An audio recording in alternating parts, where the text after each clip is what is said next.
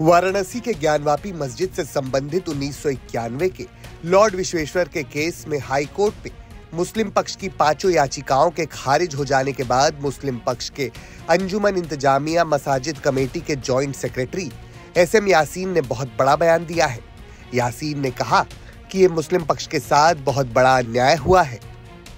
1991 से वाराणसी के चले आ रहे लॉर्ड विश्वेश्वर के केस में हाई कोर्ट ने अंजुमन इंतजामिया मसाजिद कमेटी और वक्फ बोर्ड की 5 याचिकाओं को खारिज कर दिया है।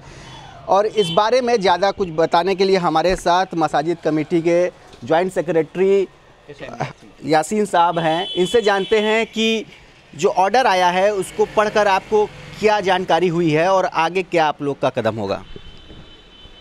ऐसा है कि यहाँ लोअर कोर्ट में जो चल रहा था मुकदमा, फिर जिला जज महोदय ने भी उसको हमारी बातों को नहीं माना था। फिर हम लोग हाई कोर्ट चले गए थे। हाई कोर्ट में लगभग 2-2.5 साल से एक केस चल रहा था और पिछले दिनों 28 अगस्त को जजमेंट आने वाला था, लेकिन माननीय चीफ जस्टिस जो थे वहाँ, उन्होंने वो फाइल अपने वहाँ मंगा ली थी। जिन भी कारणों से मंगाई हो हम नहीं कह सकते, और मात्र 3 दिन रह गए थे शेष जजमेंट आने में। बहरहाल उनका विवेक था, उन्होंने मंगाया।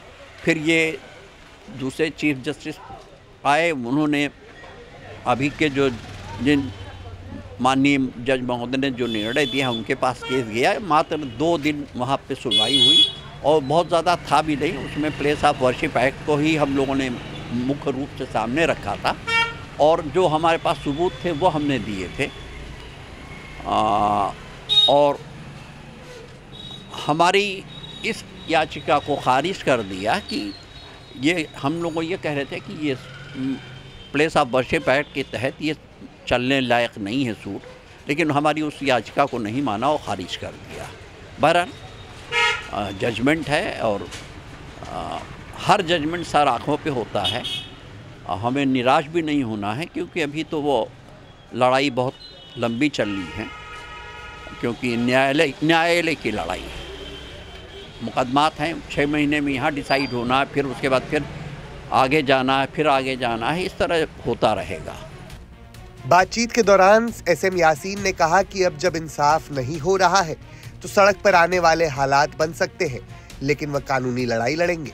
अंतिम क्षण और अंतिम सांस तक कानूनी लड़ाई अपने हक के लिए लड़ी जाएगी। केस स्टार्ट होगा, पहले वहाँ से कापियाँ आएंगी, सर्टिफाइड कापी आएगी, फिर यहाँ से स्टार्ट होगा, फिर हम लोग देखेंगे क्या होगा। अभी कापी आ जाए तब उसके बाद हम लोग मीटिंग करेंगे, निर्णय लेंगे आपस में, फिर आगे हम लोग की क्या कार्रवाई होगी। क्योंकि अभी तो 22 से छुट्टियाँ हो जाएंगी और जाहिर है उससे पहले कापियाँ आ नहीं पाएंगी वहाँ से, क्योंकि शायद इलाहाबाद में भी आज के बाद बंद हो जाए या कल के बाद बंद हो जाए। वहीं इस बातचीत के दौरान SM यासीन ने एक बार फिर बाबरी मस्जिद का भी राग अलापा। बाबरी मस्जिद को लेकर यासीन बोले कि प्लेसेस ऑफ वर्शिप एक्ट के तहत कार्रवाई होनी चाहिए थी। ऐसा है कि जब बाबरी मस्जिद का केस चल रहा था, उसमें जब एक समय ऐसा भी आया था कि माननीय सर्वोच्च न्यायालय ने ये कहा कि 16 समझौते की बात चले। 16 समझौता कराने वाले लोग लखनऊ आए थे, जिसमें श्री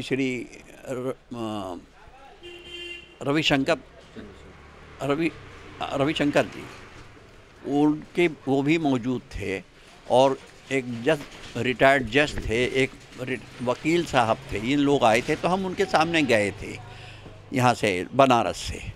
तो हमने उनसे कहा था, भाई देखिए, एक मस्जिद का मसला नहीं है, मसला ये है कि अगर मान लीजिए बाबरी मस्जिद का जो भी फैसला आता है और हम सब्र कर लेते हैं, फिर और मस्जिदों का क्या होगा, हमारी मस्जिद का क्या होगा जिस पे ये मुकदमा कायम हुआ है। क्योंकि ये मुकदमा प्लेस ऑफ वर्शिप एक्ट आने के बाद कायम हुआ था यहाँ।